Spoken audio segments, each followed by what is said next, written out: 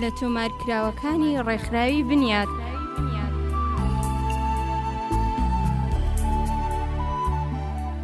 وتەکانی مەهاتما گاندی، وەرگێڕانی حەسەن نازدار، دیزاین فازیل کەولۆسی، لە بڵاوکراوەکانی خانەی سایە سلێمانی. ساڵی چاپی یەکەم، تیراژ 1000 دانە، زنجیرەی کتێب 178.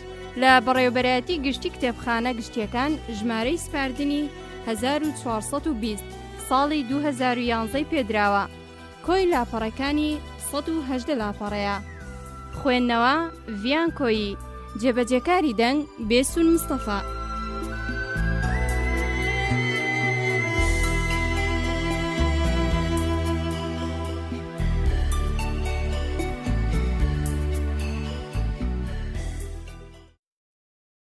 گاندی چێە؟ مەهاتما گاندی شێ بوو، مەزهەبی فەرمی ئەو چی بوو؟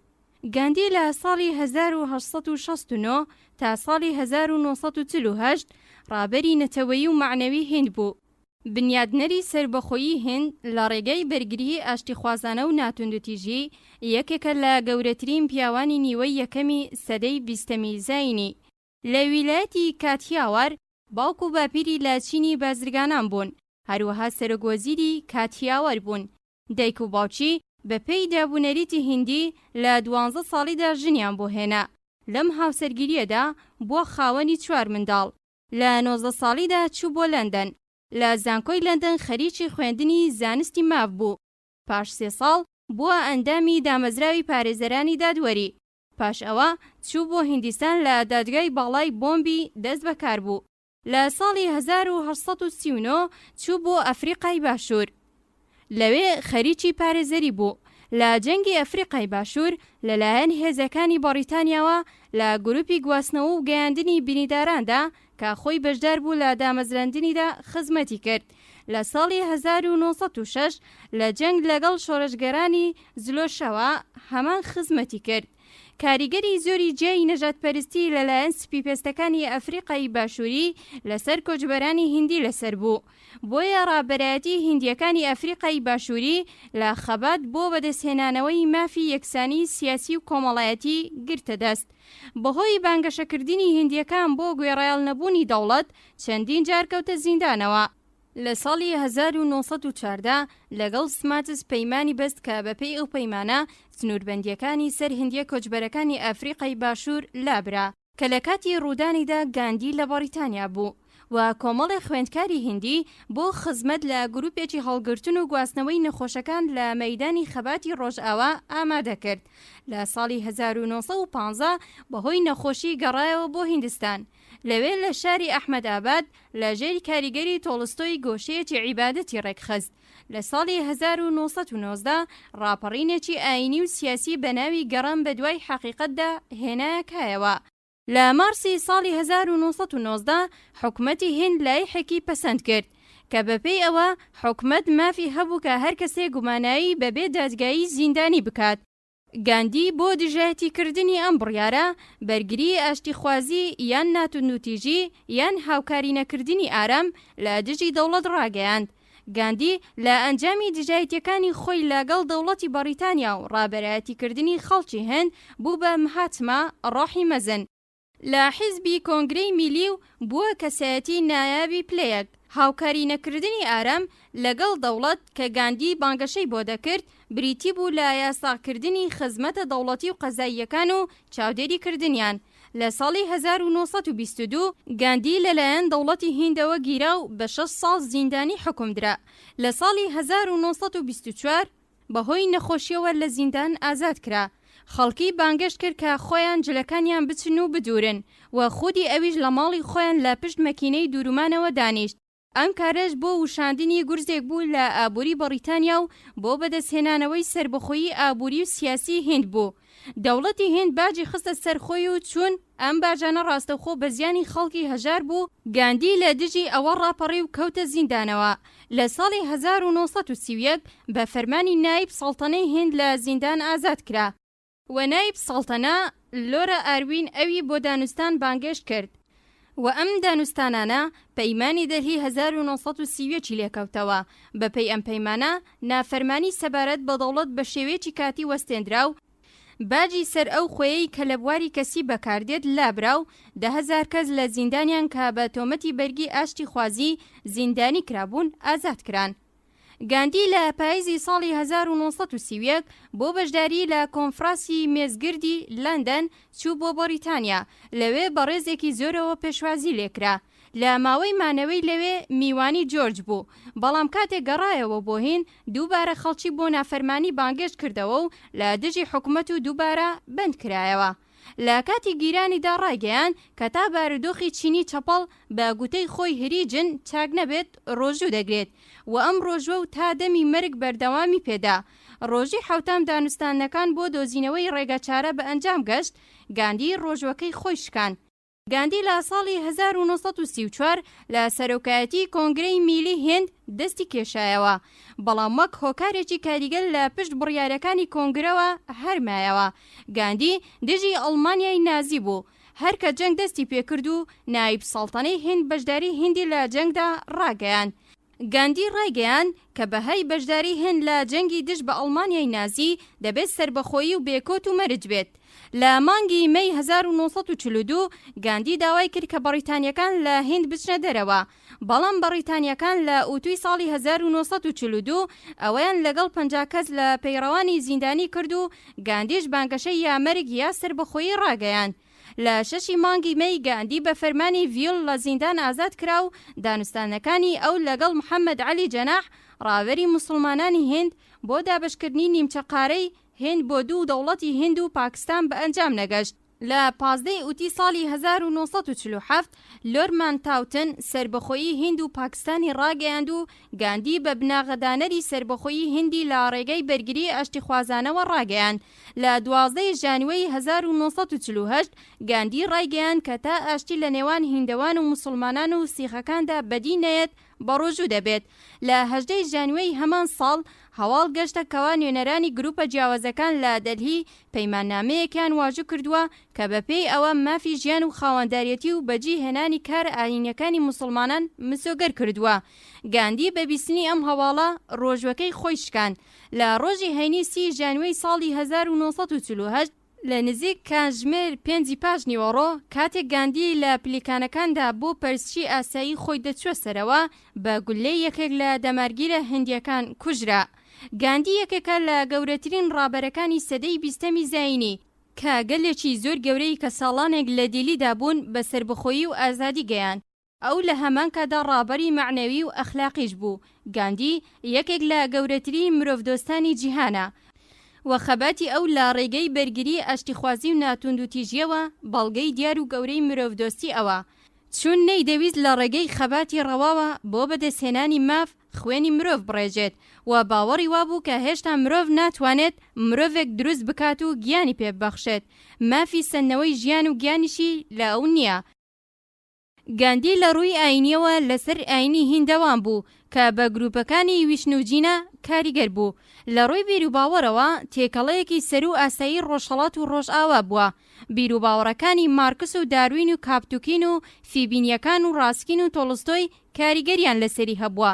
کۆمەڵە بەرهەمەکانی ئەو لەلایەن دەوڵەتی هیندەوە لە 8 بەرگدا لە ساڵەکانی 1954 تا 1963 بەچاپ گەیەندراوە.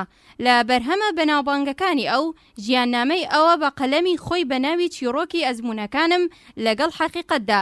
ئەلبێرت ئەنشتاین لەبارەی ئەوەوە گوتوویەتی کاریگەری معنەوی گاندی لەسەر خەڵکی بریار بەردەوامتر لەوە دەبێت کە بەڕای خەڵکی سەردەمی ئێمە سەردەمێکە لە کاریگەری دەسەڵاتی پخۆت زیادەڕەوی دەکەن. وتەکانی گاندی: 1. لە جیهاندا ڕۆشنایی گەلێک هەن کە لە قوڵایترین تاریکەکاندا شاراونەتەوە. 2. ئێمە کە ئازادیمان خۆش ناوێت ناتوانین نانی ئازادی بخۆین و ئەگەر بیشی خۆین ناتوانین هەرسی بکەین. 3. دیریەتی و بەندایەتی خەڵکی بە خودی ئەوان و ئەندازەی بەرگەگرتنی ڕنج و قبولکردنی فیداکاریەکانەوە پەیوەستە. 4. خۆمان بکەین بە قوربانی چاکترە لە خەڵکانی تر. 5. حەقیقەت دەرمانێکی تاڵە کە ئەنجامگەلێکی شیرینی هەیە. 6. هەرگیز ناتوانی بە مشتی داخراوەوە دەستی کەسێک بە گەرمی بکوشیت. 7. ڕقت لە تاوان بێت نەک لە تاوانبار. 8. ئارزومەتم کە فەرهەنگی تەواوی وڵاتان ئازادانە لە دەوروبەری ماڵەکەمدا بشنێنەوە، بەڵام مۆڵەت نادەم کە بەهۆی کاریگەری شنەی سەروێکی واوە ماڵەکەم لە جێدا لە بنەوە هەڵبکەندرێت. 9. ڕاستی یەکەمین شتێکە کە مرۆڤ دەبێت بە دوایدا بگەڕێت. هۆکاری ناسینی ڕاستی بە هەمان ئەندازە سادەیە کە سەخت دێتە بەرچاو. 10. لە هەموو شتێکدا تازەکەی هەڵبژێرن، بەڵام لە هاوڕێتیدا کۆنەکەی. 11. ڕاستی یەکەمین شتێکە کە مرۆڤ بە دوایدا بگەڕێت. 12. ئامرازەکانی ناسینی ڕاستی هێندە سادەن کە سەخت دێنە بەرچاو. 13. لەوە دەچێت بەرهەمی وشەیەکی دڵگیر کە ئەمڕۆ بە زمانتدا دێت سبەینێ بیچێژیت. 14. دەبێت ڕاهێنان بکەم کە 80% قسەکانم کەم بکەمەوە تا پێویست نەبێت کە قسە نەکەم. 15. تەمەڵی لە هەموو نەخۆشیەکانی تر پەتاترە. 16. دەتوانین من کۆت و پەیوەند بکەیت، دەتوانیت من ئەشکەنجە بدەیت، تەنانەت دەتوانیت جەستەی من نابود بکەیت، بەڵام هەرگیز ناتوانی ئەندێشە و بیری من زیندانی بکەیت. 17. ئەگەر نزا و نوێژ نەبوایە ماوەیانێک لەمەوبەر بوو کە من شێت ببووم. 18. تەواوی گوناهەکان بە شێوەیەکی نهێنی ڕوودەدەن، ئەو زەمانەی کە تێبگەین دەرچی بکەین کە خوداوەند بەڕاستی ئاگاداری بیرەکانی ئێمەیە، لەوە دەچێت ئازاد و ڕەهابین. 19. دەتوانین دەروون و ڕەوشی خەڵکی لە کاتی بەدبەختیەکاندا بناسین. 20. ئێمە دەبێت خۆمان ئەو گۆڕانە بین کە دەمانەوێت لە جیهاندا بیبینین. 21. بەو شێوەیە بژی کە وەکو ئەوەی سبەی دەمریت و بەو شێوەیە فێربە کە وەکو ئەوەی تا هەتایە بە زیندویی دەمێنیتەوە. 22. چاو لە بەرامبەر چاودا دەبێتە هۆی کوێربوونی تەواوی دنیا. 23. ئەوەی ئێمە بەرەو نابودی دەبات بریتیە لە سیاست بەبێ بنەما، چێژ بەبێ ویژدان، زانست بەبێ کەسێتی و بازرگانی بەبێ ڕەوشت. 24. هەر گۆڕان و گۆڕانکاریە کە بۆ جیهان ئارەزووی دەکەین لە بوونی خۆتدا بەدی بهێنا. 25. ئازادی هیچ کات بە واتای ڕێگەپێدان و بەڕەوازانینی ستەمکاری نەبووە. 26. ئەگەر ئێمە ناتوانین وەک پیاوان و ژنانی ئازاد بژین دەبێت بە مردن خۆشحاڵ بین. 27. ئامانجی کۆتایی خەباتی ئێمە دۆستایەتیە لەگەڵ تەواوی خەڵکی دنیادا. 28. جیهان هەر وەک ئاوێنەیە، ئاوێنە هەمیشە زایەڵەی خودی مرۆڤ نیشان دەدات. 29. ئەگەر بە کردار دڵێک شاد بکەین چاکتر لە هەزاران سەر کە بۆ نزا چەما بێتەوە. 30. مرۆڤی ترسنۆک بە دەسەڵاتی پشت بەست و بە ژمارەی کەسەکان دڵخۆش دەبێت و مرۆڤی ئازاش بە دەسەڵاتی پشت بەست و بەخۆی ڕاستەقینە بەورەتر دەبێت. 31. ئەم سنوورانە هیچ کات خوداوەند بەدی نەهێناون. 32. من باوەڕم بە کەسانێک نییە کە دەربارەی مەزهەبەکەی خۆیان لەگەڵ کەسانێکی تردا قسە دەکەن و بانگەشەی بۆ دەکەن، بە تایبەت کاتێک کە بەمبەستیان ئەوەیە کە ئەوان بیهێنن بۆ سەر ئاینەکەی خۆیان. مەزهەب و باوەڕ بە قسە نییە، بەڵکو لە کرداردایە و بەم شێوەیەش کردداری هەر کەسێک هۆکاری بانگاوازەکەی دەبێت. 33. مرۆڤ ناتوانێت لە بوارێکی ژیاندا بەڕاستی و دروستی کار بکات لە کاتێکدا لە تەواوی بوارەکانی تری ژیاندا ئاڵودەی نادروستیەکانە. ژیان یەکەی یەکە و پارچە پارچەی قبول ناکات. 34. تەنیا لە ڕێگەی عەشقەوەیە کە دەتوانین بە حەقیقەت بگەین، چونکە خوداوەند نەک تەنها حەقیقەتە بەڵکو عەشقیشە. لە ئەنجامدا بەبێ عەشق بۆ حەقیقەت هیچ ئەزموونێک لە حەقیقەت بوونی نابێت. بە گوزارشتێکی تر ئەگەر دەمانەوێت ڕۆژێک شاهیدی دەسەڵاتی حەقیقەت بین لە تەواوی جیهاندا دەبێت بەجێیەک بگەین کە کەم بایخترین بوونەوەری جیهانی خەڵقەتمان بە ئەندازەی خۆمان خۆش بوێت. بۆ گەشتن بە جێگایەکی واش نابێت وەز لە هیچ یەک لە ڕەهندەکانی ژیان بهێنین. 35. بۆ کەسێک کە ئەندێشەی ناتوندوتیژی لە خۆیدا پەروەردە کردووە تەواوی جیهان خێزانێکە، نەترسی لە دڵدایە و نە هیچ کەسێکیش لەو دەترسێت. 36. نابێت دانەیەک برنج و پارچەیەک کاغەز و کاتیشمان بە فیڕۆ بدەین. کاتی ئێمە بە خۆمانەوە پەیوەست نییە، بەڵکو بەگەلێکەوە پەیوەستە و ئێمە ئەمانەتدارانێکین کە دەبێت بە چاکترین شێوە سوودی لێوەرگرین. 37. ناتوندوتیژی کاتێک دەبێت کە ئێمە کەسانێکمان خۆش بێت کە ڕقیان لێمانە. دەزانین کە بە کردارکردنی ئەم یاسا گەورەی خۆشەویستی چەندە دژوارە، بەڵام ئایا ئەنجامی تەواوی کارە گەورەکان دژوار نییە؟ 38 خۆشەویستی بەهێزترین دەسەڵاتە کە جیهانی لەژێر دەستدایە و لە هەمان کاتدا سادەترین هێزێکە کە بتوانین وێنای بکەین. 39 ئەرکی ئێمە نییە کە بە دوای هەڵەی خەڵکی ترەوە بین و دانیشین لەبارەی کەسانی ترەوە دادوەری بکەین. ئێمە دەبێت تەواوی هێزی خۆمان بۆ دادوەری لە کاری خۆماندا بەکار ببەین و تا کاتێک کە تەنانەت یەک هەڵەش لە خۆماندا دەبینین مافی ئەوەمان نییە کە لە کاری خەڵکی تردا تەداخول بکەین. 40 زانستی خودای لە ڕێگەی کتێبەکانەوە بەدەست نایەت، بەڵکو دەبێت ئەوە لە بوونی خۆدا دەرک بکەیت. کتێبەکان لە چاکترین حاڵەتدا دەتوانن تەنها ئامرازێکی هاوکاری بن و زۆربەی کاتیش هۆکاری دەردی سەرین. 41 هیچ شتێک ناتوانێت ببێتە کۆسپوو و ڕێگری ئەوەی کە خزمەتی دراوسەکانمان بکەین لەو دێوی سنوورەکانەوە. 42 سەرکەوتن ئەوە نییە کە هەرگیز نەکەوێتە سەرزەوی، بەڵکو ئەوەیە کە لە پاش کەوتن هەستیتەوە. 43 بایەخی ژیان زیاد لەوەیە کە بە خێرایی لی تێپەڕین. 44 هەر گۆڕانکاریەک کە لە ئارەزومانە لە خەڵکی تردا بیبینین سەرەتا دەبێت لە خۆماندا بەدی بهێنین. 45 چاکترین ڕێگای دۆزینەوەی خۆمان لەمەدایە کە خۆمان بۆ خزمەتی خەڵکانی تر تەرخان بکەین. 46 تەنها ستەمکاریە کە لەم دنیایەدا دەتوانین قبوڵی بکەین بێدەنجیە. 47 ڕەوشتی واقعی لە دواکەوتنی ڕێگەی کەسانی تردا نییە، بەڵکو لەمەدایە کە ڕێگەیەکی ڕاست و دروست بۆ خۆمان بدۆزینەوە و بەبێ هیچ ترسێک دوای بکەوین. 48 لەوانەیە من کەسێکی بێبایەخ و کەم بم، بەڵام کاتێکە حەقیقەت لە ڕێگەی منەوە دەدوێت هەرگیز نابەزم. 49 من ڕقم لە هەموو زیادە بەش و تایبەتمەندی و پاوان خوازیەکە، هەرچی ناتوانرێت لەگەڵ خەڵکانی ئاساییدا دابەش بکرێت بۆ من گوناح و حرامە. 50 ئێمە بەجوویی بنیادی ڕەوشت لەدەست دەدەین چونکە دەستمان لە مەسەب هەڵگرتووە، هیچ شتێک وەک مەسەب ناتوانێت بەسەر ڕەوشدا زاڵ بێت. بۆ نمونە کەسێکی مەسەبی ناتوانێت خاین و زاڵم و هەرزە بێت و ئارەزووی لەوەیە لە ڕێگەی خوددادا هەنگاو هەڵگرێت. 51 لاواز هەرگیز ناتوانێت بەخشندە و لێبوردە بێت، لێبوردە و بەخشندەیی بۆ بەهێزەکانە. 52 بۆ هەتی و بێماڵ و حاڵەکان یاخود مرۆڤێک کە گیانی لەدەستداوە چ جیاوازیەکی هەیە کە ئەم وەحشیگەریە شێتانانە بە ناوی ستەمکاریەوە ڕوو بدەن یاخود لەژێر ئاڵای تاوانێکی بێناوەڕۆکی چون دیموکراسی و ئازادیدا بێت. 53 من هیچ گوناهێک لەوە بە گەورەتر نازانم کە بە ناوی خودداوە بێگوناهان بخەنە ژێر فشارەوە. 54 هونەری واقعی تەنها بە شێوە و پابەند نییە، بەڵکو بە ئەوەوە پەیوەستە کە لە ئەو دیوی ئەودایە. 55 هونەرێک هەیە کە دەکوژێت، هونەرێکش هەیە کە ژیان دەبەخشێت. هونەری واقعی دەبێت ڕنگ دەرەوەی شادومانی سەرخۆشی و پاکی داهێنەرەکەی بێت.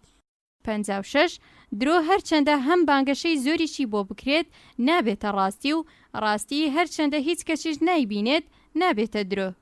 57 ئەرکەکانی کەسێک لە بەرامبەر خۆی بە خێزانی بەنیشتیمانەکەی و جیهان لە یەکتر جیانین و سربەخۆنین، ناتوانین بە زیانگەیاندن بە خۆمان یان بە خێزانی خۆمان خزمەتی نیشتیمانی خۆمان بکەین، بە هەمان شێوەش ناتوانین بە زیانگەیاندن بە جیهانیش خزمەتی نیشتیمانی خۆمان بکەین.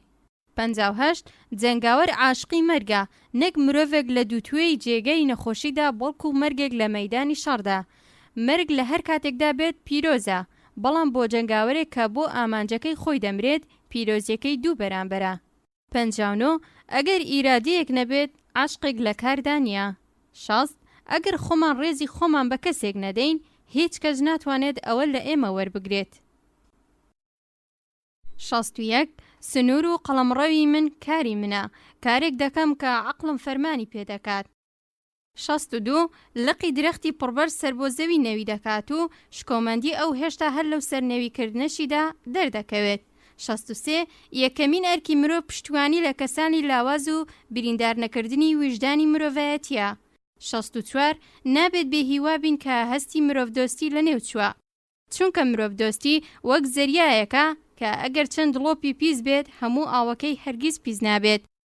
65 جوتیار و گوندەکەی دەتوانن جیهانێک بۆ جەنگ بانکهێشت بکەن، چونکە یاسایەک بەسەر جوتیاراندا فەرمان دەکات ئەوەیە کە ئەو بۆ بەرگری لە متمانە و شانازی زادگاکەی تەنانەت بە ئاسانیش مەرگ قبوڵ بکات. 66 ئەگەر نەتوانین بە ئازادی بژین باشتر وایە بە ئامێزی کراوەوە پێشوازی لە مەرگ بکەین. 67 کاتێک کە کەسانێک لە دەوروبەری مندان و لەبەر بێخۆراکی لە حاڵەتی مەرگدان وا ڕەوایە کە من خۆراک بە برسیەکان بدەم. 68 ژیان زیاد لەو خێراییەی کە هەیەی بەنرخترا. 69 ئەگەر شتێکت نەوێت شتێک بەدەست ناهێنی. 7 کەسێک کە لە زانابوونی خۆی زۆر ئاسوودە و دڵنیا بێت زانا نییە. دەبێت ئەوەی لەبیر بێ کە لەوە دەچێت بەهێزترین کەسەکان ناتوانە بن و زاناترین کەسەکانش کاری نادروست ئەنجام بدەن. 71 ئەو گۆڕانکاریانەی کە دڵتان دەیەوێت لە دنیادا بیبینن سەرەتا لە خۆتانەوە دەست پێ بکەن. 72 من لەو باوەڕەدام کە مرۆڤەکان دەبێت کارە نادروستەکانی خۆیان قبول بکەن و بۆ دروستکردنی ئەوانە تێبکۆشن. قبولکردنێکی وا هێز و شکۆ بە ڕۆحی مرۆڤ دەبەخشێت. 73 بچووکترین نیگەرانی لەبارەی خۆتەوە مەخەرە دڵتەوە و هەموو شتێک بە خودا بسپێرە. 74 ئەزمون فێری کردوم کە چاکەی بەردەوام و پتە و هیچ کات نەتوانین بەرهەمی توندوتیژی و ناڕاستی بێت. 75 ئەو کەسەی کە بە ویژدانێکی ئارامەوە خۆی بۆ خزمەتی خەڵکانی تر تەرخان دەکات ڕۆژ بە ڕۆژ پێویستی زیاتری بۆ ئەم خزمەتە لە دەرونی خۆیدا هەست پێ دەکات و دەست بەجێ باوەڕشی زیاد و پتە و دەبێت. 76 کەسێک کە ئامادە نییە لە حەز و ئارەزوەکانی چاوپۆشی بکات ئەوی لەبیر کردووە کە لە کاتی لەدایکبوونیدا هیچی لەگەڵ خۆیدا نەهێناوە بە سەختی دەتوانێت لە ڕێگەی خزمەتکردن بە خەڵکی هەنگاو هەڵگرێت. 77 کەسێک کە خۆی بۆ خزمەت تەرخان دەکات بچووکترین بیری خۆشگوزەرانی لە مێشکیدا دەردەکات بەڵکو ئەوە دەسپێرت بە پەروەردگار و بۆ ئیرادەی ئەو ملکەچ دەکات. 78 من لە هەموو ڕێگاکانی توندوتیژی ناڕازیم تەنانەت ئەگەر لە ڕێگەی چاکەدا ئەم ڕێگەیانە بەکار ببڕێن ئەو چاکانەی لەو ڕێگەیانەوە دەست دەکەوێت کاتیە و تێدەپەڕێت بەڵام خراپەکەی کە بەرهەمی ئەوانەیە بۆ هەمیشە دەمێنێتەوە. 79 ناڕزایەتی مەدەنی مافی هەموو هاوڵاتیانە ئەگەر چاو لەو مافانە بپۆشین دەستمان لە مرۆڤایەتی شۆریەوە. 80 ڕاستی و دروستی لە دڵی هەموو مرۆڤێکدا هەیە هەر کەسە و دەبێت لە دڵی خۆیدا بەدوایدا بگەڕێت و بەو جۆرەی کە خۆی لێ تێدەگات بیکاتە چرای ڕێگا.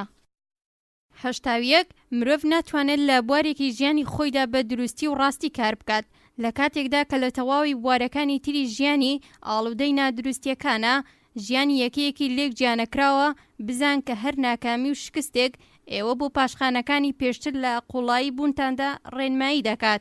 82 توندوتیژی هەرگیز توندوتیژی لە ناو نابات بەڵکو تەنها تیژی دەکات لە کاتێکدا کە بە پابەندی بێکەم و کوردی بە ناتوندوتیژی لە بیر و کرداردا گەشتن بە ئاسادی مسۆگەرە.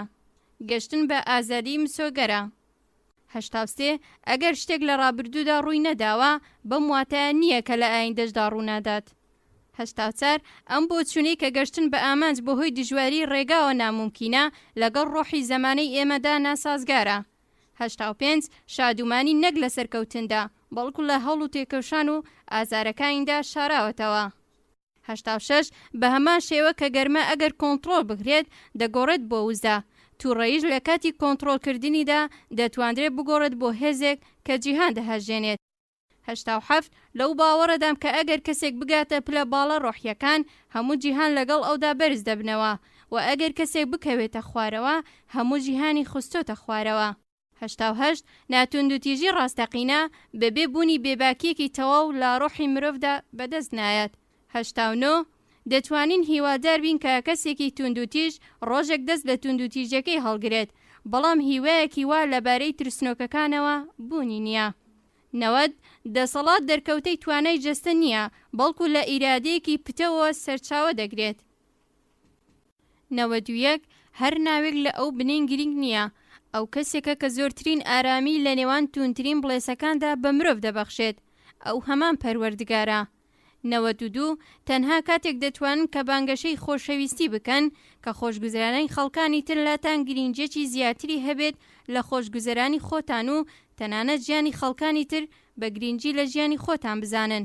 93 دەسەڵاتێک لە ژمارەی کەسەکانەوە سەرچاوەی گرتبێت مای خۆشحاڵی ترسنۆکەکانە ئەوەی بەڕۆح ئازایە جگە لە خودی خەبات چێژ نابات. 94 باوەڕ تەنها بە گوتنی سەرزاری نییە بەڵکو جۆرێک خەبات لەگەڵ مەرگدا. 95 ئامانج هەمیشە لەگەڵ ئێمە دوور دەکەوێتەوە هەرچی دەستمان بە پێشکەوتنە گەورەکان دەگات زیاتر پێی بەبێ نرخی خۆمان دەبین. 96 شادومانی لە هەوڵ و کۆششدا شاراوەتەوە، نەک لە دەستگەشتن بە ئامانج، هەوڵ و کۆشی بێکەم و کورتی هەمان سەرکەوتنە. 97 ناتوندوتیژی ئەوە نییە کە ئێمە ئەوانەمان خۆش بێت کە ئێمەیان خۆش دەوێت، بەڵکو ناتوندوتیژی واتە ئەو کەسانەمان خۆش بێت کە ئێمەیان خۆش ناوێت. 98 خۆشویستنی کەسێکە لە ئێمە بێزارە لە دژوارترینی کارەکانە، بەڵام بە لوتفی پەروەردگار تەنانەت ئەم دژوارترین کارانەش ئەگەر بمانەوێت ئەنجامیان دەدەین و ئاسان و سادە دەبن. 99 بۆ کەسێک کە بیری ناتوندوتیژی لە خۆدا پەروەردە کردووە، هەموو جیهان یەک خێزانە، نەترسی لە دڵدایە و نەکەسیش لە ئەو دەترسێ. 100 هەندێک جار سادەترینی شتەکان لای ئێمە بە دژوارترینی کارەکان دێنە بەرچاو. 101 ئەگەر دڵەکانی ئێمە کراوە بوونایە، هیچ کات ڕوبەڕووی گرفت نەدەبووینەوە. 102 هەموو خەڵکی باوەڕیان بە خودا هەیە، هەرچەندە هەمویان شارەزاییان لەبارەیەوە نییە، هەموو باوەڕیان بەخۆ هەیە و ئەگەر ئەم خۆیە لە کۆتاییدا لێک بدەن ئەنجامەکەی خودایە. 103 ژیانی من یەکیەکی لێک گیانەکراوەیە، هەموو هەوڵەکانم بەیەکەوە پەیوەستن و هەموو ئەوانە لە عاشقی بێکۆتایی من بۆ مرۆڤایەتی سەرچاوەی گرتووە. 104 لەبیرتان بێت تا زەمانێکە هەموو هەوڵ و کۆشی خۆتان بەکار دەبن، قسەکردن لەبارەی شکستەوە ناڕەوایە. عیشق هیچ کات داوا ناکات، هەمیشە دەبەخشێت. عاشق هەمیشە ڕەنج دەبات، هەرگیز ئازار نادات، هەرگیز قەرەبوو ناکاتەوە. 106 دەبێت سەیری ژیانی من بکەن، ئەوەی کە چۆن دەژیم، چۆن نان دەخۆم، دادەنیشم، قسە دەکەم و بە شێوەیەکی گشتی چۆن ڕەفتار دەکەم. مەزهەبی من لە کۆی هەموو ئەمانە پێک هاتووە. 107 ئەگەر ناتوندوتیژی یاسای بوونی ئێمەیە، کەواتە ئایندە بۆ ژنانە. 108 تەواوی فەلسەفەی من ئەگەر بتوانم بەم ناونیشانە باوە ناوبەرم، لەوەدا شاراوەتەوە کە ئەنجامم داوە. 109 حەقیقەت هیچ کاتێک و لە هیچ هەڵومەرجێکدا نابێت فیدای هیچ شتێک بکرێت. 110 سەرچاوەی دەسەڵات شایستەی فیزیکی نییە، بەڵکو ئیرادەی لە بن نەهاتووە کەوا دەسەڵات بەدی دەهێنێت. 111 ئەگەر لە پەیوەندیەکانماندا ناتوندوتیژی لەگەڵ کەسانی تردا بەکار نەبن، بە سەختی دووچاری هەڵە بووین. ناتوندوتیژیش وەک چاکەکردن وایە، دەبێت لە ماڵەوە دەست پێ بکات. 112 دڵنیام کە هەر ژن و پیاوێک دەتوانن بەو شوێنە بگەن کە من پێی گەیشتم، بە مەرجێک هەمان ئەو هەوڵ و تێکۆشانە بەکار ببەن و هەمان هیوا و باوەڕ لە خۆیاندا پەروەردە بکەن. 113 سروشتی هەموو خەڵکی یەکسانە، بۆیە ئەوەی من دەتوانم ئەنجامی بدەم بۆ ئەوانیش هەروایە و دەتوانن ئەنجامی بدەن. 114 تا کاتێک بەڵگەیەکی گونجاو نەبێت بۆ باوەڕ نەبوون بە بەرامبەر، دەبێت باوەڕمان پێی هەبێت. 115 بێمتمانەی نیشانەی ناتواناییە. 116 پەیوەندی هەمیشەیی نێوان ئامانج و ئامراز ڕێک وەک پەیوەندی درەخت وایە لەگەڵ تۆکەیدا. 117 ئەگەر لەگەڵ هەر دژواریەکدا ڕوبەڕوو ببینەوە و هەر شکستێکی ڕواڵەتیە خەمان بگرێت، نابێت دەست لە گەڕان بە دوای ڕاستی و دروستیدا هەڵگرین. 118 هەمیشە لەو باوەڕەدا بووم کە تەنانەت ئەگەر کەسێکی تەنیا پابەندی ڕێژەیی بێ ئەملاو ئەولای ناتوندوتیژی بێت، دەتوانێت ئاگرەکە بگژێنێتەوە. 119 دیموکراسی و خراپەکاری پێکەوە نەخۆشی و بێچارەیی دێنن. وڵاتانێک کە ئەمڕۆ بەناو دیموکراسین، یان دەبێت نەتەوەیی بکرێن، یان ئەگەر ئامادەی دیموکراسی ڕاستەقینەن، دەبێت ئازایانە سازگار بن.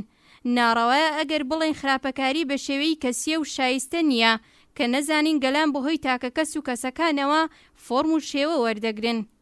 120 من خودایەک ناناسم جگە لەو خودایی کە لەنێو ملیۆنان دڵی بزر و خامۆش و نازدا هەیە، ئەوان ئامادەیی خوددا هەست پێ ناکەن و نایناسنەوە، بەڵام من هەستی پێدەکەم و لە ڕێگەی خزمەتکردن بە ئەم ملیۆنان کەسە خوددا دەپەرستم، خوددا حەقیقەتە. 121 چەندە جوان دەبوو ئەگەر ئێمە هەموو دەمانتوانی ئەوەی کە ئەنجامی دەدەین بە زۆری لە خواردن و خەوتن و خواردنەوە و کارکردن و بە تەواوی لە تەک حەقیقەت بوایە و ئەوەندە بەردەوام دەبوو تا لە ناویدا دەتوانینەوە. 122 من لەو باوەڕەدام کە ئەگەر بەنیەتی پاکەوە بێت، بە دڵنیاییەوە هیچ زیانێک بە شتێک یا کەسێک یاخود دنیا ناگەێنێت. کەسێک بەهۆی هەڵەکانی خۆیەوە لە خوددا دەترسێت، خوداوەند هەمیشە یار و یاوەری ئەو دەبێت. مرۆڤ تەنانەت هەڵەگەلێکی زۆر گەورەش ئەنجام دەدات، بەڵام کاتێک پێی پێ ببات و بیەوێت دووبارە نەبێتەوە و خواستەکەی لە ڕووی پابەندی و لە ڕووی ئیمانەوە بێت، هەڵەکانی لەبیر کراون. 123 پەیوەندی نێوان جەستە و بیری ئێمە بە شێوەیەک لە یەکەوە نزیکن کە ئەگەر هەریەک لەوانە لە ڕێڕەوی ئاسایی و ڕیتمی خۆیان دەرچن تەواوی دەستگای ژیان زیانی پێدەگات. لەم بابەتەوە دەگەینە ئەوەی کە بنچینەی تەندروستی بەواتە ڕاستەقینەکەی هەبوونی کەسیەتی و ڕەوشی پاک و خاوێنە و دەتوانین بڵێن کە تەواوی بیرە خراپ و شەهوەتە پیسەکان شێوەگەلێکی جیاوازی نەخۆشیەکانن. 124 من لەو باوەڕدام کە نزا گیان و گەوهەری مەسهەبە و لەبەر ئەمەش دەبێت بە کڕۆکی ژیانی مرۆڤ دابدرێت چونکە مرۆڤ ناتوانێت بەبێ مەسهەب بژی. 125 بە بۆچوونی من زیاد لە یەک مەسهەب لە جیهاندا نییە، بەڵام هەروەها وا بیردەکەمەوە کە ئەم مەسهەبە درەختێکی گەورەیە کە خاوەنی لقانێکی زۆرە و هەروەها تەواوی لقەکان شیلەی پێویستیان لە یەک سەرچاوە وەردەگرن. تەواوی مەسهەبەکانیش گەوهەری خۆیان لە یەک چاوگەوە وەردەگرن کە سەرچاوەی هەمویانە. ئەگەر مەسهەبێک هەبێت دیارەکە لە خودایەکیش زیاتر نابێت هەبێت، بەڵام ئەو نادیار و وەسف ناکرێت و لە ئەنجامیشدا لەڕووی ئەدەبەوە دەتوانین بڵین ئەو ناوێکی بە ئەندازەی ژمارەکانی هەموو مرۆڤانی سەرزەوی هەیە. ئەوەی کە ئێمە بە چ ناوێک ئەو بانگ دەکەین هێندە گرنگ نییە، ئەو یەکێکە و نابێت بە دوان. 126 ساتگەلێک دێنە پێشەوە کە دەبێت دەست بەکار ببین و بۆ پێشەوە بچین، تەنانەت ئەگەر نەمانتوانی چاکترین هاوڕێکانیشمان لەگەڵ خۆماندا ببین هەمیشە لە کاتێدا کە چەند ئەرکێک بەریەک دەکەون دەبێت دەنگی لاواز و ئارامی دەرونی دادوەری کۆتایی بێت. 127 لەبارەی خوداوە ئەم گرفتە هەیە کە ناتوانی وەسفی بکەیت و بیان ناسێنیت، بەڵام ناساندنی حەقیقەت لە دلی مرۆڤدا شاراوەتەوە. لە دڵی مرۆڤدا شاراوەتەوە. حەقیقەت هەمان شتە کە ئێوە لەم ساتەدا بە حەقی ئەژمار دەکەن و هەمان خودایە. ئەگەر کەسێک ئەم حەقیقەتە ڕێژەیە بپەرستێت و پێڕەوی لێ بکات دەتوانێت دڵنیا بێت کە بە تێپەڕینی کات بە حەقیقەتی ڕەها واتە بە خوداش دەگات. 128 شتێک لە دەروونمدا من هان دەدات کە ڕاکانم بە دەنگی بەرز و هاوارەوە ڕابگەێنم. من چاک زانیم کە دەبێت چی بکەم. ئەوەی لە دەروونمدایە هەرگیز فریوم نادات. ئێستا بە من دەڵێن دەبێت لە بەرامبەر تەواوی دنیادا بوەستیت، تەنانەت ئەگەر بە تەنهاش بمێنیتەوە. دەبێت چاو لە چاوی دنیا بکەیت، تەنانەت ئەگەر دنیا بە چاوانی خوێن تێزاوەوە لە تۆ بڕوانێت. ڕێگامەدا ترس بکەوێتە دڵتەوە. لە قسەی ئەو بوونەوەرە بچووکەی کە لە دڵتا جێی گرتووە دڵنیا بە کە دەڵێت هاوڕێیان و هاوسەر و هەموو شتێک و هەموو کەس واز لێبێناو تۆ بۆ ئەوەی بۆی ژیاویت و لە پێناویدا دەبێت بمریت، شایەتی بدە. 129 ئەگەر تەنها یەک جار ئامادەی خوددا قبول بکەیت هەرگیز گومان لە پێویستی و دوعا و نزا ناکەیت. 130 خاکی بوون خۆبەکەم گرتن واتە بەرگەگرتنی ڕەنج و زەحمەتی زۆر لە ڕێگەی خزمەت بە مرۆڤایەتی. 131 خوداوەند هەمیشە ئامادە و چاودێرە. 132 تووڕەیی ترشەلۆکێکە کە بە دەفرەکەی خۆی زیاد لەو ترشەلۆکەی کە لەی دەپڕژێت زیانی پێدەگەێنێت. 133 سەرەتا پشتگوێت دەخەن و پاشان پێت پێدەکەنن و دوایش لەگەڵت دەجەنگێن و ئەوجا هەرتۆ سەرکەوتویت. 134 حەوت شت بەبێ حەوت شتی تر مەترسیدارە. 1 سەرمایە بەبێ زەحمەت و ماندووبوون. 2 چێژ بەبێ ویژدان. 3 زانست بەبێ کەسیەتی. 4 ئەزمون بەبێ ڕەوشت. 5 زانیاری بەبێ مرۆڤایەتی. 6 پەرستش بەبێ لە خۆبوردەیی. 7 سیاست بەبێ ئابڕوو ماقولی. ئەم حەوشتە گاندی تەنها چەند ڕۆژێک بەر لە مەرگی لەسەر پارچەیە کاغەز نووسی و دای بەنەوەکەی. 135 پەیامی من ژیانی منە. 138 136 ئێوە تەنیایی منتان نەشێواندووە، تەنیایی من لەناو کۆمەڵدایە. 137 حەقیقەت خودایە. 138 من دەمەوێت کە هێندە بزانیت کە خاوەنی ڕۆحێکە نابود نابێت، بەسەر هەر لاوازیەکی مادیدا سەر دەکەوێت و توانایی ڕاوەستانی لە بەرامبەر هەر هێزێکی مادی لە جیهاندا هەیە.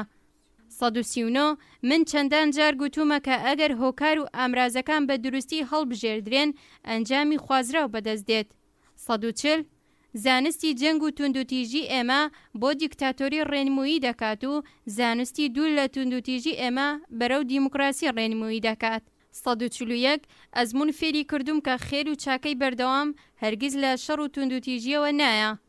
142 ئێوە هیچ لە مێژوو نازانن.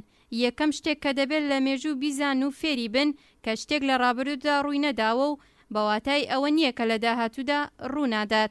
143 من باوەڕم بە خەباتی چەکدارانە نییە. ئەوانە دەرمانێکی خراپتر لە نەخۆشین. خەباتی چەکدارانە نیشانەگەلێکن لە تۆڵەکردنەوە و خۆنەگرتن ڕەوشی توندوتیژ ئامێز لە ماوەیەکی درێژدا ئەنجامانێکی باشیان نابێت. 144 چەند حەز دەکەن هەڵە بکەن، بەڵام ئەوەتان لەبیر بێت کە هەر هەڵەیەک دووبارە مەکەنەوە. 145 کاتێک بێهیوا دەبم ئەوە بەبیر دێنمەوە کە بە درێژایی مێژوو ڕێگای حەق و عیشق هەمیشە سەرکەوتوو بووە. 146 تا ئێستاش نازام کە هەر ساڵێک تێدەپەڕێت ساڵێک بۆ تەمەنم زیاد دەبێت یاخود ساڵێک لە تەمەنم کەم دەبێت. 147 من دەتوانم باش، خراپ، خائین، وەفادار، فریشتەی خودا یاخود شەیتان سیفەت بم. 148 ئازادی هەرگیز بەواتای ڕێگەدان بە کارانی ستەمکاری نەبووە. 149 زۆر چەکی خەڵکانی ناتوانایە. 150 هیچ تاوانێک نییە کەوا پاڵنەرێکی مادی نەبێت. 151 عاشق بە جیایی نامرێ، لەوانەیە بە زۆر پێکەوە بوون بمرێ، بەڵام بەلێک جیایی هەرگیز. 152 باوەڕداری ڕاستەقینە پەیوەندی بە هیچ ئاین و نەتەوە و ڕەنگێکەوە نییە، ئەو هی سەرجەم مرۆڤەکانە. 153 مهێڵن بچووکترین نیگەرانی و پەژارە و دڵڕاوکێ دژە بکاتە ناو دڵتانەوە، هەموو شتێک بە خودا بسپێرن. 154 ناکرێت چاوپۆشی لە هەڵە و تاوان بکەین، تەنانەت ئەگەر کتێبە پیرۆزەکانی دنیاش داکۆکیان لەسەر بکەن.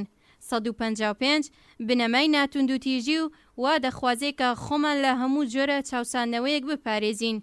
156 باوەڕی تەواوم بەوە هەیە کە هیچ کەس ئازادی خۆی لەدەست نادات مەگەر بەهۆی لاوازی خۆیەوە بێت. 157 پەرزگەی خودا تەنیا بۆ ئەو دڵانە کراوەیە کە شادومانن و ئاواز دەخوێن و هەڵدەپەڕن. 158 هیچ پیاوێک لە ژن تێناگات و هیچ ژنێکیش لە پیاو تێناگات، جوانی پێکەوە بوونیان هەر لەمەدایە.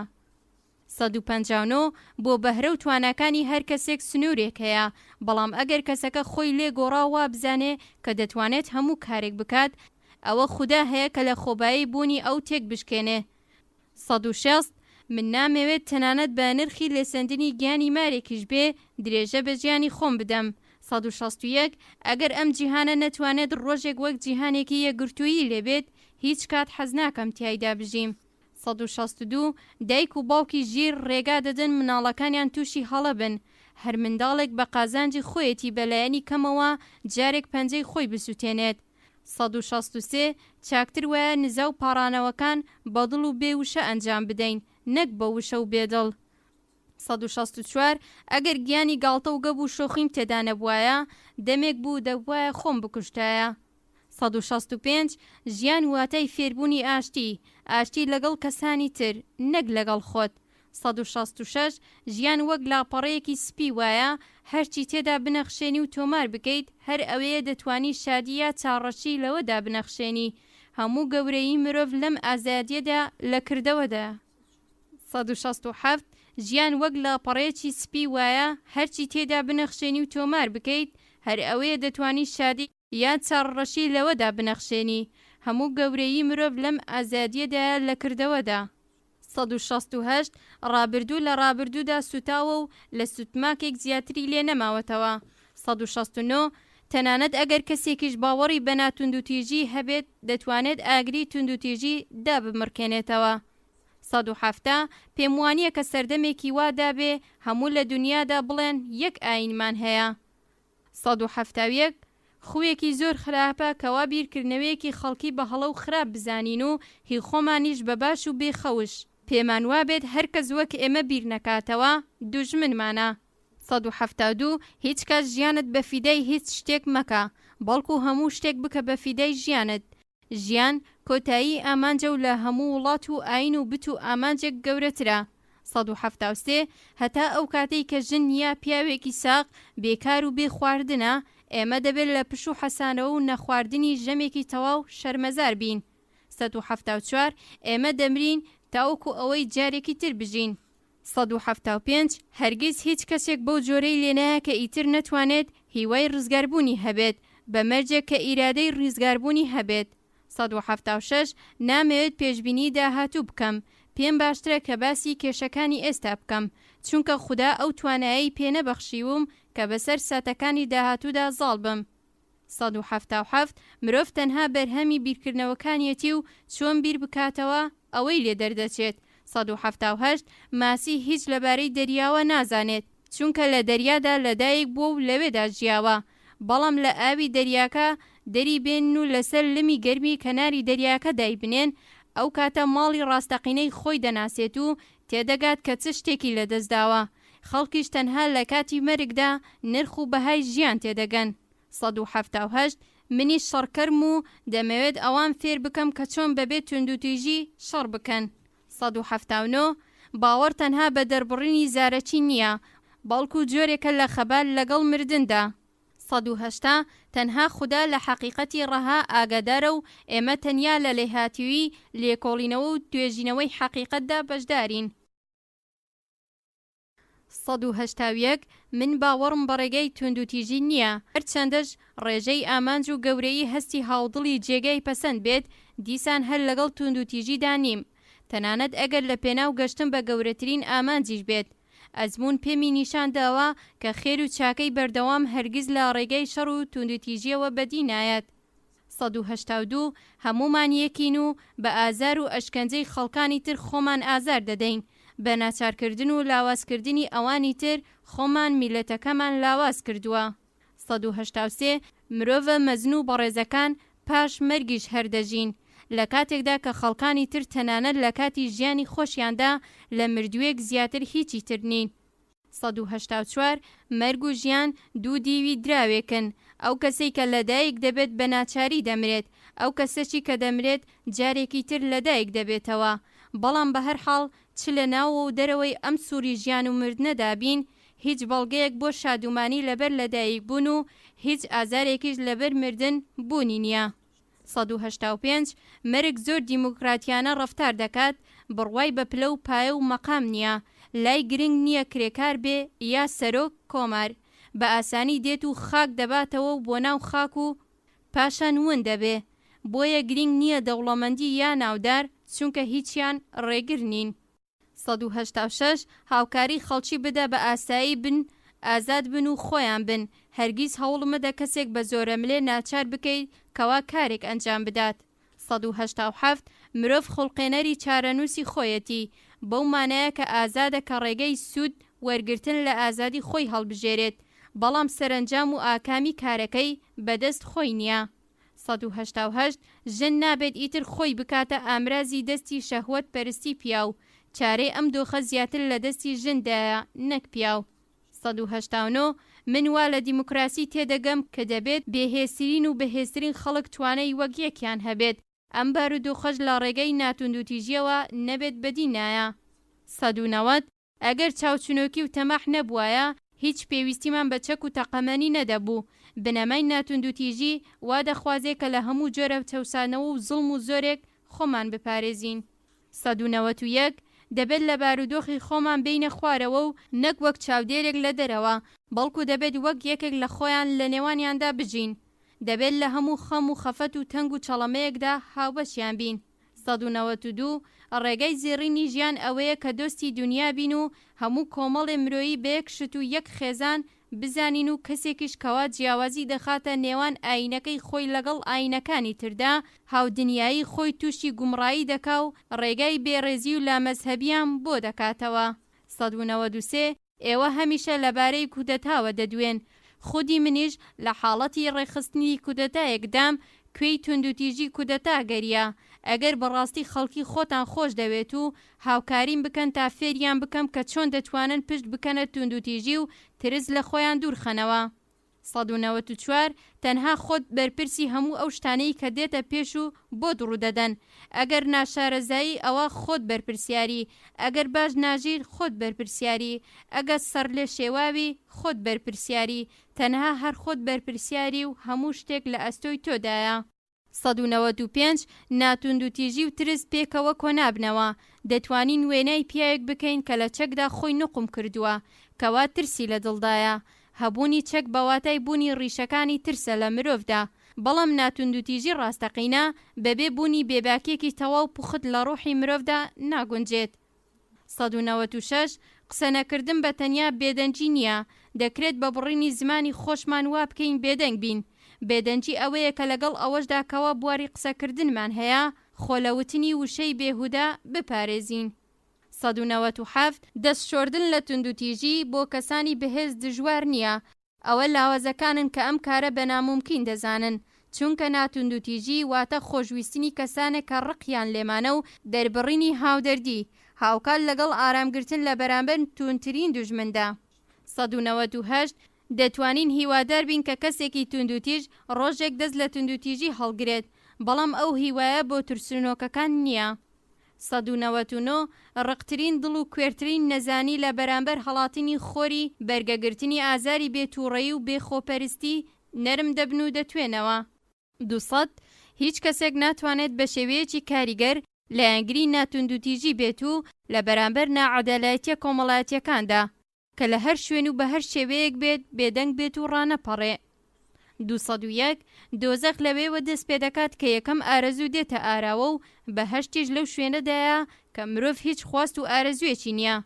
202 هیچ کەسێک ناتوانێت ئازارم بدات ئەگەر خۆم ڕێی پێنەدەم. 203 ئەو کەسێک کە بە دیتنی دیمەنی قڕە و مشتومڕی نێوان دوو کەس دەلەرزێ و لێی هەڵدێ نەک تەنها لە توندوتیژی هیچ شتێک نازانێت، بەڵکو ترسنۆکیشە ئەوەی کە ئاینی پەیڕەوی لە نەبوونی توندوتیژیە گیانی خۆی لە پێناو ڕێگرتن لەم قڕ و مشتومڕە دادەنێت. 204 ئایا ناتوندوتیژی کە شایستەی کەسە ئازاکانە لە مندا هەیە؟ تەنها مەرگ دەتوانێت وەڵامی ئەم پرسیارە بداتەوە.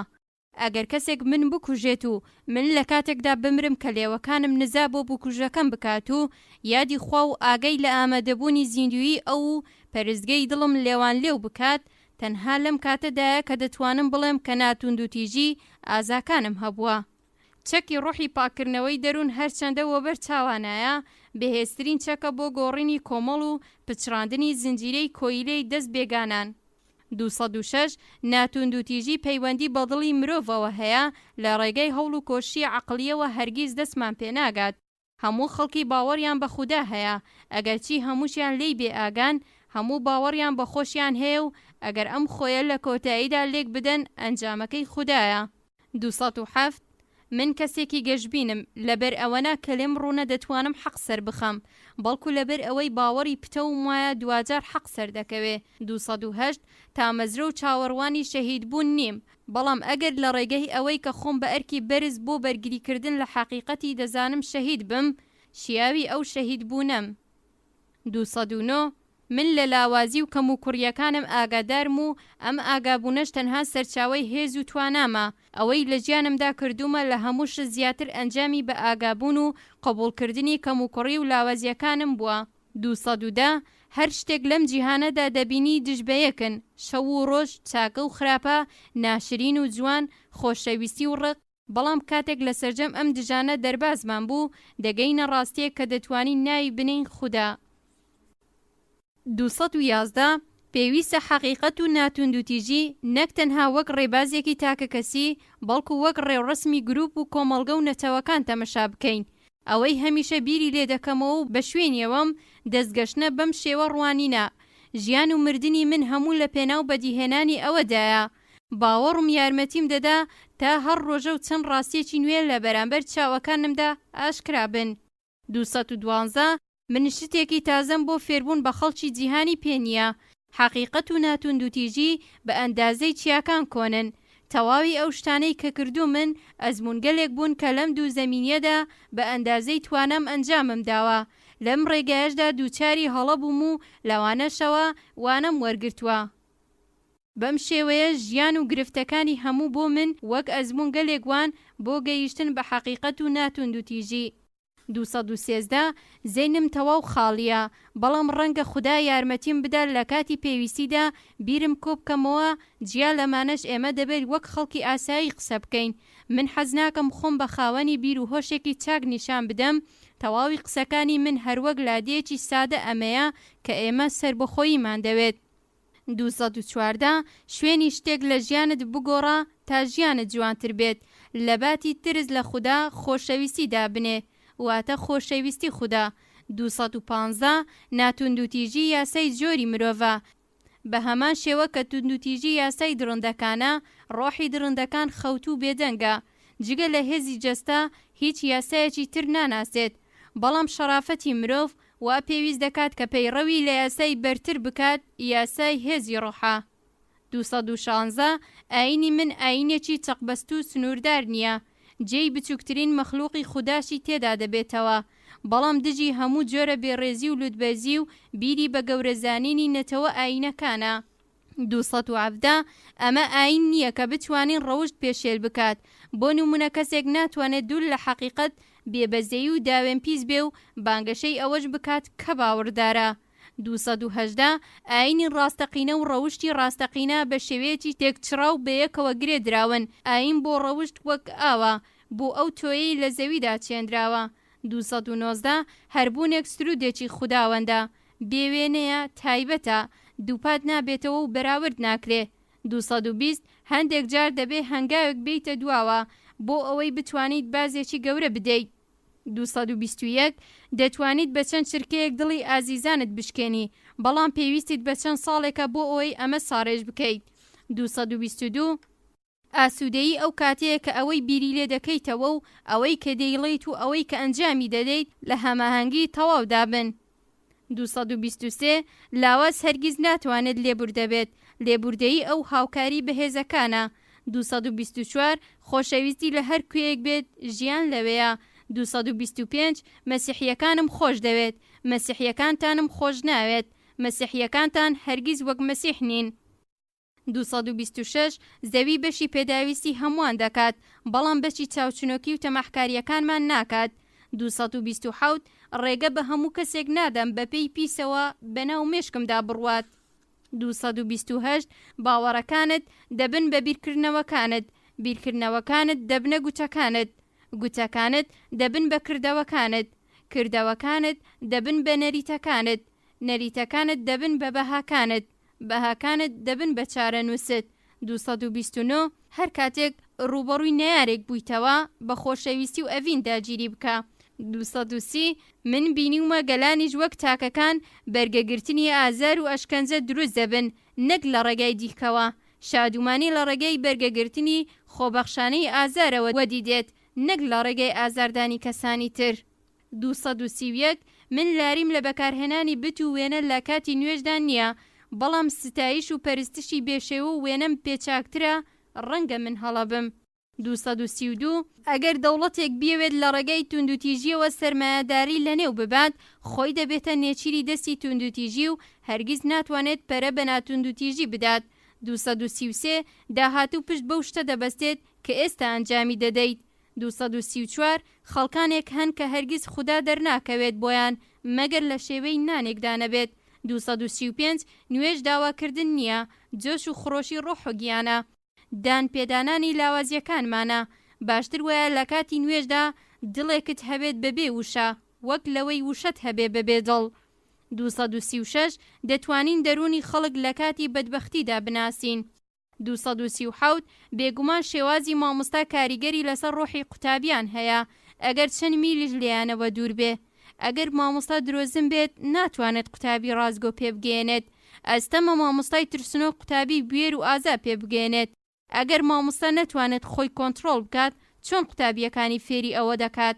بۆیە من بڕیارم دابوو ببمە مامۆستایەکی نمونەیی کردەیی بۆ کیژان و کوڕان. بەڕاستی قوتابیان مامۆستای من بوون، بۆیە لەبەر ئەوان دەبوو من ڕازگۆ و چاکە خواز بم. 238 مرۆڤ دیاریدەیەکی سەیرە بەسەر چیای هیمالایادا سەر دەکەوێت، بۆ گەڕان و دۆزینەوە بە زەریای هێمندا دەچێتە خوارەوە و گەشتیش دەکات بۆ مانگ و مەریخ. بەڵام تەنها سەرزەمینێک هەیە کە هەوڵی ناسینەوەی نادا، ئەویش دنیای دەرونی خۆیەتی. 239 هەوڵ مەدە منداڵ بەر لە پیربوونی ورد و خاش بکەیت و خامۆشی مەکە، ئێمە لە دنیا شاهێدی ئەم شتانەین. پیرەکان زاڵن بەسەر منداڵەکاندا و دەیانەوێت بەر لەوەی سروشت خۆی نووسیبێتی منداڵەکان لە قۆناغی مناڵی دەربێنن، ئەوان دەکوژن و ورد و خاشیان دەکەن. منداڵ منداڵیەتی خۆی بۆ هەمیشەیی لەدەست دەدات. 240 خۆشەویستی گوڵێکە و لەم جیهانەدا هیچ گوڵێکی گەورە و جوانی وەک خۆشەویستی نییە، هیچ شتێکیش وەک خۆشەویستی لە مەترسیدا نییە. 241 بۆ کاروباری پەیوەست بە ویژدان و بیر و باوەڕەوە یاسای زۆرینە ناخوات.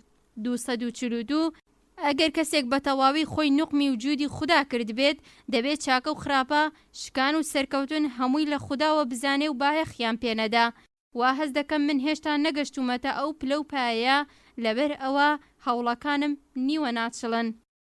کۆتایی وتەکانی مەهاتما گاندی